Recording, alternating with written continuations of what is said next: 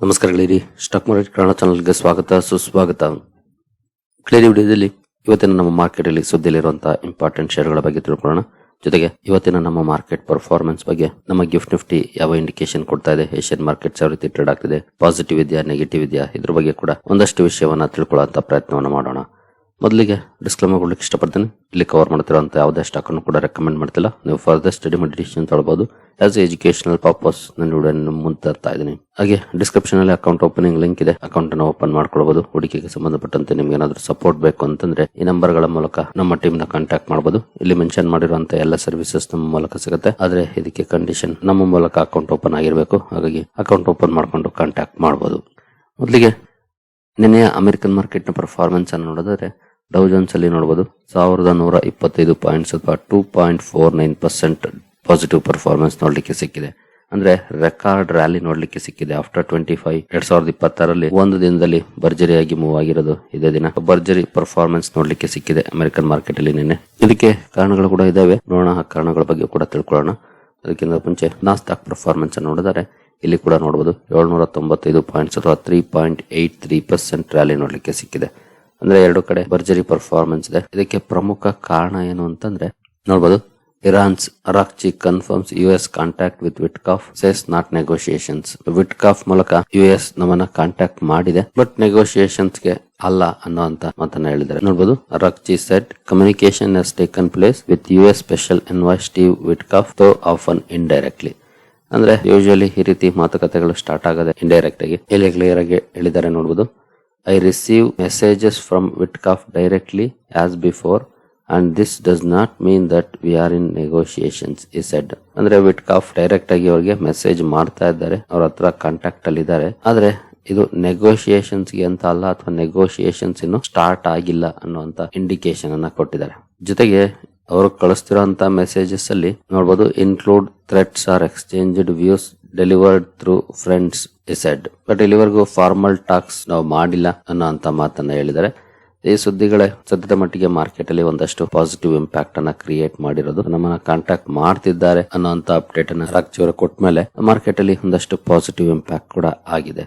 ಅದರ ನಂತರ ನೋಡಬಹುದು, Trump says Iran war could end soon, signal US exit. We are not going to be there much longer. ಜಾಸ್ತಿ ದಿನ ನಾವು ಈ ಯುದ್ಧದಲ್ಲಿ ಮುಂದುವರಿಯಕ್ ಆಗೋದಿಲ್ಲ, ನಾವು ಸದ್ಯದಲ್ಲೇ ಇದನ್ನ ಎಂಡ್ ಮಾಡ್ತೀವಿ ಅನ್ನುವಂತ ಸ್ಟೇಟ್ಮೆಂಟ್ ಡೊನಾಲ್ಡ್ ಟ್ರಂಪ್ ಅವರ ಕಡೆಯಿಂದ ಕೂಡ ಬಂದಿದೆ. ಬಟ್ ಈ ಸುದ್ದಿಗಳು ಬರ್ತಾನೆ ಇದಾವೆ. ಇದ್ರ ಮಧ್ಯೆ ನೋಡಬಹುದು, Iran warns of strikes on 18 US tech firms including Apple, Google, Meta as middle east war intensifies. ಅಮೆರಿಕದ 18 ಟೆಕ್ ಕಂಪನಿಗಳ ಮೇಲೆ ನಾವು ಅಟ್ಯಾಕ್ ಮಾಡಬೇಕಾಗತ್ತೆ ಅನ್ನೋಂತ ಧಮಕಿಯನ್ನು ಕೂಡ ಆಗ್ತಾ ಇದೆ. ಕೆಲವು ಪಾಸಿಟಿವ್ ಸುದ್ದಿಗಳು ಇದಾವೆ, ಕೆಲವು ನೆಗೆಟಿವ್ ಸುದ್ದಿಗಳು ಕೂಡ ಇದಾವೆ. ಬಟ್ ಈ ನೆಗೆಟಿವ್ ಸುದ್ದಿ ಏನಿದೆ, ಇದು ಎಸ್ಪೆಷಲಿ ಇರಾನ್ ತಮ್ಮ ಮೇಲೆ ಅಟ್ಯಾಕ್ ಅನ್ನ ಜಾಸ್ತಿ ಮಾಡ್ತಾ ಹೋದ್ರೆ ನಾವು ಈ ಕಂಪನಿಗಳ ಮೇಲೆ ಅಟ್ಯಾಕ್ ಮಾಡಬೇಕಾಗುತ್ತೆ. ಅಂದ್ರೆ ಮಿಡ್ಲ್ ಈಸ್ಟ್ ಅಲ್ಲಿ ಇರುವಂತಹ ಈ ಕಂಪನಿಗಳ ಆಫೀಸರ್ಸ್ ಗಳ ಮೇಲೆ ಅನ್ನೋಂತ ವಾರ್ನಿಂಗ್ ಅನ್ನ ಕೊಟ್ಟಿದೆ. ಒಟ್ಟಿನಲ್ಲಿ ನೆಗೆಟಿವ್ ಗಿಂತ ಪಾಸಿಟಿವ್ ಸುದ್ದಿಗಳು ಜಾಸ್ತಿ ಇದ್ದಾವೆ ಇವತ್ತು ಮಾರ್ಕೆಟ್ಗೆ. ಇನ್ನು ಕ್ರೂಡ್ ಕಡೆ ಬಂದ್ರೆ, ಕ್ರೂಡ್ ಅಲ್ಲಿ ಸದ್ಯದ ಮಟ್ಟಿಗೆ 1% ಪಾಸಿಟಿವ್ ಪರ್ಫಾರ್ಮೆನ್ಸ್ ಇದೆ. ನಿನ್ನೆ ಒಂದಷ್ಟು ಡೌನ್ ಫಾಲ್ ಕೂಡ ನೋಡ್ಲಿಕ್ಕೆ ಸಿಕ್ಕಿದ್ದು. 110, 109 ಈ ರೀತಿ ಇದ್ದಂತ ಕ್ರೂಡ್ 105ರಲ್ಲಿ ಟ್ರೇಡ್ ಆಗ್ತಿದೆ. ಸದ್ಯದ ಮಟ್ಟಿಗೆ 1% ಪಾಸಿಟಿವ್ ಅಲ್ಲಿ ಟ್ರೇಡ್ ಆಗ್ತಿದೆ ಆಸ್ ಆಫ್ ನೌ.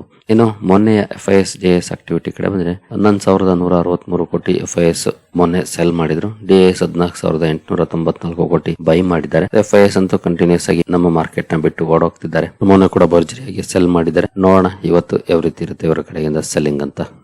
ಇನ್ನು ಇಂಡಿವಿಜುವಲ್ ಸ್ಟಾಕ್ ಗಳ ಕಡೆ ನಾವು ಬಂದ್ರೆ, ಲೂಪಿನ್ ಲಿಮಿಟೆಡ್ ಇವತ್ತು ಫೋಕಸ್ ಅಲ್ಲಿ ಇರುತ್ತೆ. ಕಾರಣ ಕಂಪನಿಯ ಒಂದು ಇಂಜೆಕ್ಷನ್ ಗೆ US FDA ಟೆಂಟೇಟಿವ್ ಅಪ್ರೂವಲ್ ಅನ್ನ ಕೊಟ್ಟಿದೆ. ಈ ಸುದ್ದಿ ಕಾರಣಕ್ಕೆ ಸ್ಟಾಕ್ ಫೋಕಸ್ ಅಲ್ಲಿ ಇರುತ್ತೆ. ವಾಚ್ ಮಾಡಬಹುದು ಯಾವ ರೀತಿ ಇರುತ್ತೆ ಪರ್ಫಾರ್ಮೆನ್ಸ್ ಅಂತ.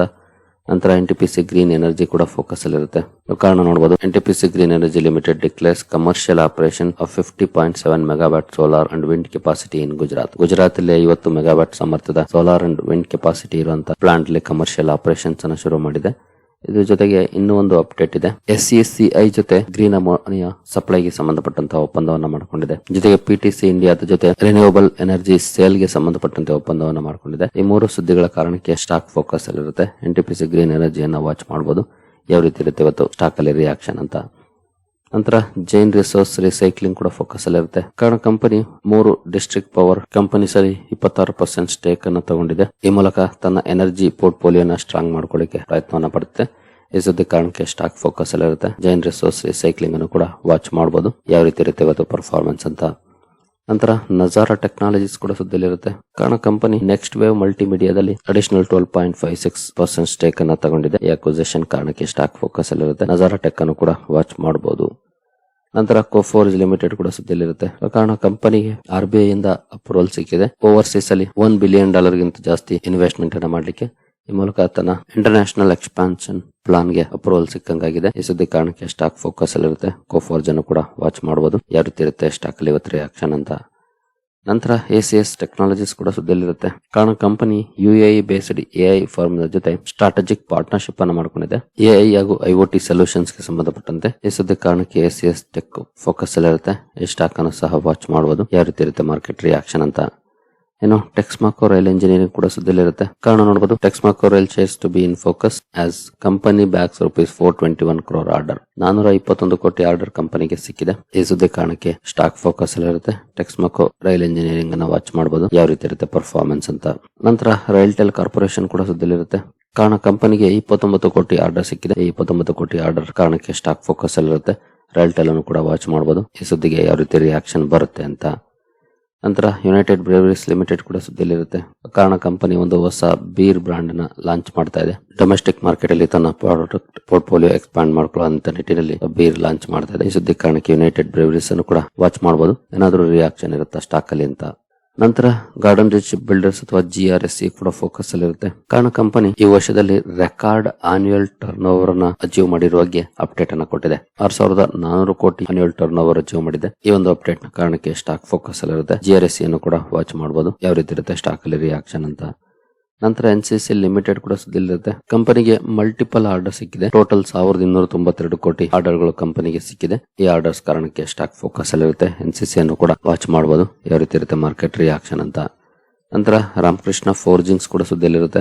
ಕಾರಣ ಕಂಪನಿ ತನ್ನ ಹಾರಿಜಾಂಟಲ್ ಕಾಸ್ಟಿಂಗ್ ಲೈನ್ ಅಲ್ಲಿ ಕಮರ್ಷಿಯಲ್ ಪ್ರೊಡಕ್ಷನ್ ಅನ್ನು ಸ್ಟಾರ್ಟ್ ಮಾಡಿದೆ. 28,800 ಟನ್ಸ್ ಪರ್ ಇಯರ್ ಕೆಪಾಸಿಟಿ ಇರುವಂತಹ ಪ್ರೊಡಕ್ಷನ್ ಯೂನಿಟ್. ಈ ಸುದ್ದಿ ಕಾರಣಕ್ಕೆ ಸ್ಟಾಕ್ ಫೋಕಸ್ ಅಲ್ಲಿರುತ್ತೆ. ರಾಮಕೃಷ್ಣ ಫೋರ್ಜಿಂಗ್ಸ್ ಅನ್ನು ಕೂಡ ವಾಚ್ ಮಾಡಬಹುದು. ಯಾವ ರೀತಿ ಇರುತ್ತೆ ಮಾರ್ಕೆಟ್ ರಿಯಾಕ್ಷನ್ ಈ ಸುದ್ದಿಗೆ ಅಂತ.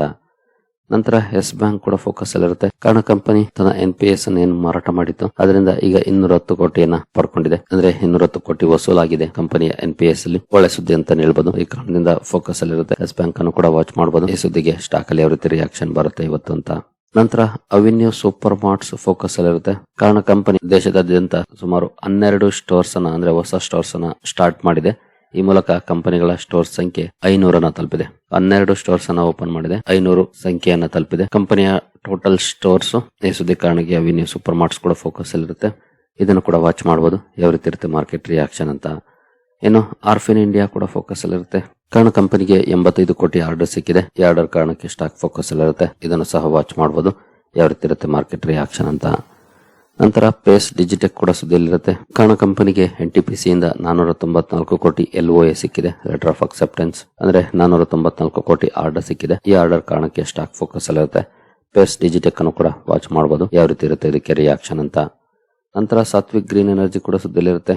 ಕಾರಣ ಕಂಪನಿ 57 ಕೋಟಿ ಆರ್ಡರ್ ನ ಪಡ್ಕೊಂಡಿದೆ. ಈ ಸುದ್ದಿ ಕಾರಣಕ್ಕೆ ಸ್ಟಾಕ್ ಫೋಕಸ್ ಅಲ್ಲಿರುತ್ತೆ. ಸಾತ್ವಿಕ್ ಗ್ರೀನ್ ಎನರ್ಜಿಯನ್ನು ಕೂಡ ವಾಚ್ ಮಾಡಬಹುದು.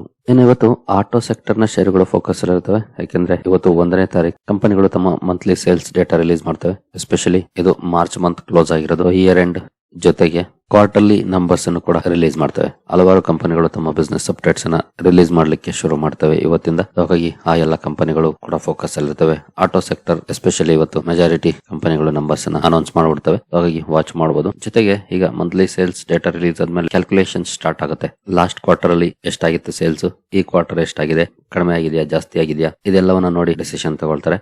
ಹಾಗಾಗಿ ಈ ಎಲ್ಲ ಸ್ಟಾಕ್ ಗಳನ್ನ ವಾಚ್ ಮಾಡಬಹುದು. ಯಾವ ರೀತಿ ಇರುತ್ತೆ ಪರ್ಫಾರ್ಮೆನ್ಸ್ ಆಗಿ ಸೇಲ್ಸ್ ಅಲ್ಲಿ ನಂಬರ್ಸ್ ಯಾವ ರೀತಿ ಬದಲಾವಣೆ ಆಗಿದೆ ಅನ್ನೋದನ್ನು ಕೂಡ ವಾಚ್ ಮಾಡಬಹುದು. ಏನು ಗಿಫ್ಟ್ ನಿಫ್ಟಿ ಕಡೆ ಬಂದ್ರೆ ಗಿಫ್ಟ್ ನಿಫ್ಟಿಲಿ ಯಾವ ರೀತಿ ಪರ್ಫಾರ್ಮೆನ್ಸ್ ಇದೆ ಅಂತ ನೋಡಬಹುದು. 346 ಪಾಯಿಂಟ್ಸ್ ಅಥವಾ 1.52% ಪಾಸಿಟಿವ್ ಪರ್ಫಾರ್ಮೆನ್ಸ್ ಗಿಫ್ಟ್ ನಿಫ್ಟಿಯಲ್ಲಿ ನೋಡ್ಲಿಕ್ಕೆ ಸಿಗ್ತಾ ಇದೆ. ನಿಕ್ಕೈ ಅಂತೂ ಮೋರ್ ದನ್ 4% ಪಾಸಿಟಿವ್ ಇದೆ.